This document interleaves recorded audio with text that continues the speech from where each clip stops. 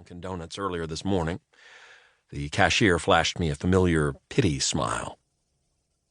I stayed late at my office last night, sitting across the table from Helen, a public relations person at my company. We entered a little room on the 6th floor, and she turned on a fake newscaster voice to lead me in a mock interview. I couldn't get through one answer. She kept pushing me forward. "Let's run through it again," she said. "Okay, try again." "Again?" I couldn't start sentences. I'd break eye contact. I'd fiddle with a pen as a distraction to help me get to the next word. I wanted to leave, but she stayed, so I stayed. We began again, and I reached for the pen.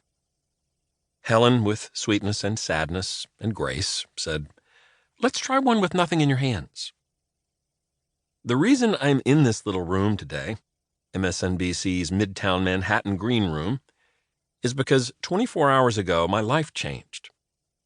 I had spent nearly 30 years hiding from one word, the S word. You've already figured out the word. I've spent paragraphs avoiding the act of typing it. When you're young, you internalize that stutter is an ugly word. Everything about stutter is weird.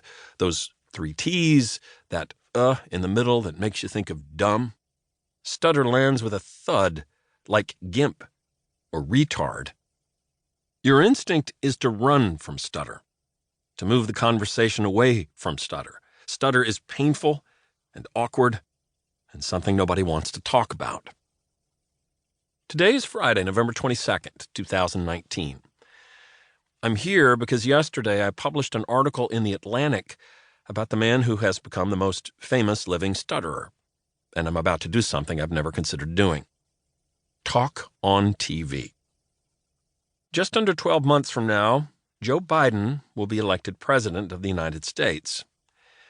He somehow made it this far without tens of millions of people realizing not only that he stuttered as a young boy, but that he still stutters as an old man. There are dozens of writers at my publication who are more talented than me, more deserving than me, more qualified than me to interview the next president. I landed the assignment for the sole reason that I stutter too. You'd like to think that when these moments arise, you stride toward them, chin up, chest out, triumphant horns blaring somewhere in the background. Right now, I'm just scared. In 90 seconds, I walk onto the set in a blue blazer with a transparent earpiece and a battery clipped to the back of my belt. I'll try to play the part of a person who's supposed to be there. But the moment I begin to speak, I know I'll make people uncomfortable. I have no idea how difficult these next 15 minutes will be. And I have no idea what's waiting for me after that. 2. Dead air. Nearly every decision in my life has been shaped by my struggle to speak. I've slinked away to the men's room rather than say my name during introductions. I've stayed home to eat silently in front of the TV rather than order off the menu at a Chinese restaurant.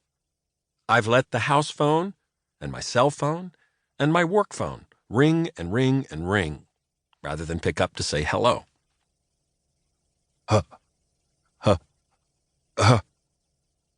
I can never get through the H.